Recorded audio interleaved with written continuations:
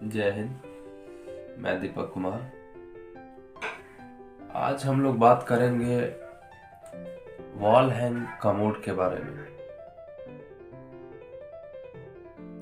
जानेंगे उसके विषय में, कनेक्शन कितना पर छोड़ना चाहिए, आखिर लोग वॉल हैंग कमोड क्यों यूज करते हैं, लगाने के लिए कम से कम मिनिमम बाथरूम का साइज क्या होना चाहिए।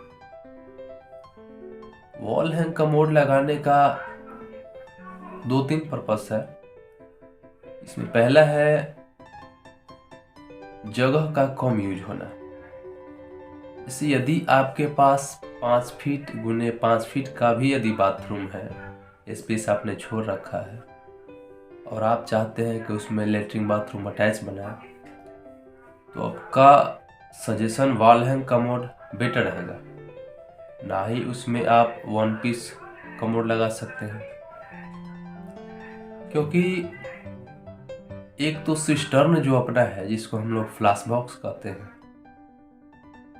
यदि आपके पास 10 इंच दीवार है तो दीवार को काट करके अंदर लगा देते हैं। और यदि 5 इंच का यदि आप दीवार रखे हैं, जिसको 4 इंच भी लोग कहते हैं, तो उसमें थोड़ा सा कुछ दूर जो है ब्रिक वर्क करके और अपना जो फ्लैश बॉक्स है उसको कंसील कर देते हैं। और जब टाइल्स और मेरा जब सब कुछ फिनिशिंग हो जाता है, तब उसके बाद अप्रोक्स 16 इंच के आसपास ही मात्र पीछे दीवार से बाहर निकलते हैं। 16 इंच आएगा, 18 इंच आएगा, 20 इंच आएगा, अप्रोक्स यही साइज आएगा। इससे ज्यादा आपका बाहर नहीं निकलेगा। दूसरा कारण है वॉल हैंग लगाने का, बाथरूम नीचे से साफ रखता है।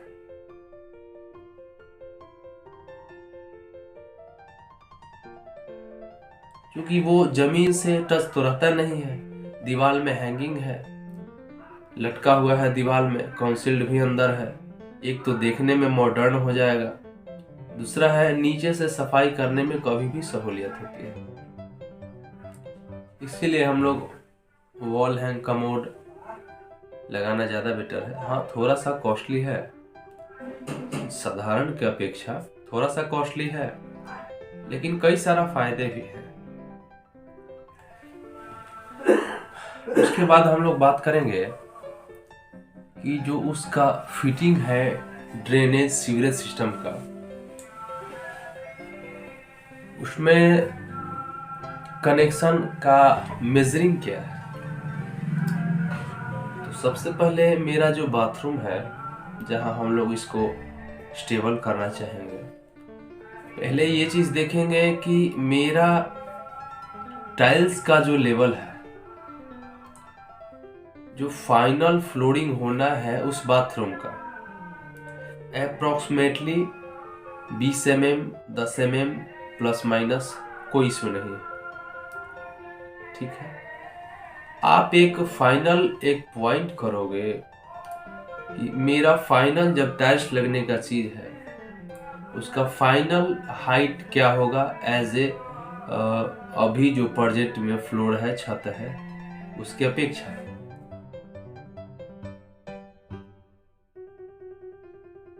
तो पहला चीज ये रखना है कि वहां एक मार्किंग कर लेना है। फ्लोर से जो अपना टाइल्स है जिस पे हम लोग खड़े होते हैं, वहां से 16 से 17.5 इंच के बीच रखना ज्यादा सूटेबल है। उससे ज्यादा हाइट यदि आप रखते हैं तो फिर नॉर्मल हाइट के जो व्यक्ति होंगे यूज करने में, उनको परेशानी होगी।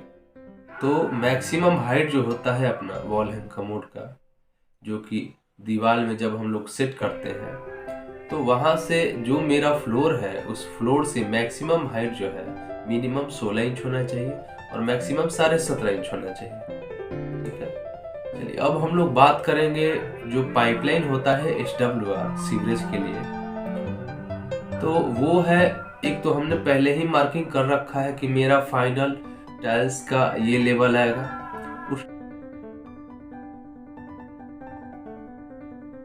तो जो 4 इंची 110 mm का जो SWR पाइप है, उसका बॉटम हिस्सा जो है ना, वो फाइनल फ्लोर से 7 इंच रखेंगे। ठीक है, याद रखें 10 mm 20 mm प्लस माइनस चलेगा, कहीं कोई इशू नहीं। हाँ, ध्यान रखें ज्यादा से ज्यादा और आपके लिए बेटर होगा कि यदि आपको जिस मॉडल का वॉल हैंग कमोड सेट करना है तो वो कमोड आप पहले ही मंगा लें। थोड़ा सा दिक्कत होती है रख रखाव में, लेकिन आपके लिए ज्यादा सूटेबल होगा, ज्यादा अच्छा होगा यदि आपके पास कम एक्सपीरियंस है, आपके पास फिलहाल कोई मॉडल का सजेशन नहीं है, कोई चुना हुआ नहीं है कि हमको यही वॉल हैंग कमोड लगाना है। तो इस स्थिति में जो है आप यदि काम करते हैं तो आपको एरर आएगा ही आएगा। वॉल हैंग कमोड में काम करते समय ढेरों सारा चीज का सावधानी बरतना होता है, तो एरर आएगा। इसके लिए आपको ज्यादा अच्छा होगा जो क्लाइंट है पहले उनसे अपना समझे कि आपको किस प्रकार का कैसा वॉल हैंग कमोड, किस मॉडल का, किस कंपनी का आप लगाना चाहते हैं। यदि क्लाइंट प्रेजेंट देता है तो भी ठीक है, और नहीं भी देता है मॉडल चूज हो जाएगा।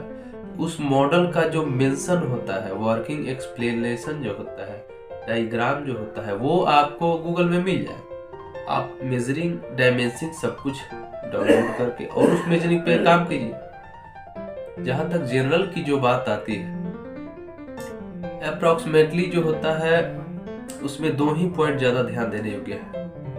एक अपना जो 4 इंच का पाइप है होल जिसमें सीवरेज जाता है, और दूसरा जो हम लोग का फ्लश टैंक है, कॉन्सील्ड हो या फ्लश कॉक हो, उसके द्वारा जब सिस्टम में जब पानी आता है वो दोनों का मेजरिंग सबसे ज्यादा मायने रखता है। ठीक है, ग्राउंड क्लियरेंस जो है वो आप 10 mm 20 mm प्लस माइनस चलेगा, लेकिन याद रहे आपको जो हमारा आउटलेट है सीट का और जो सिस्टर्न का आउटलेट होकर के जो अपना सीट में आके पानी गिर रहा है, उसका जो मेजरिंग है वो परफेक्ट होना चाहिए। किसी किसी कमोड में होता है 110 mm का जो पाइप है उसका सेंटर लाइन से ले करके और जो फ्लास का पॉइंट है उसके सेंटर लाइन तक 140 mm जो जनरल है। कहीं कहीं देखने को ये भी मिला है कि 135 mm भी होती है।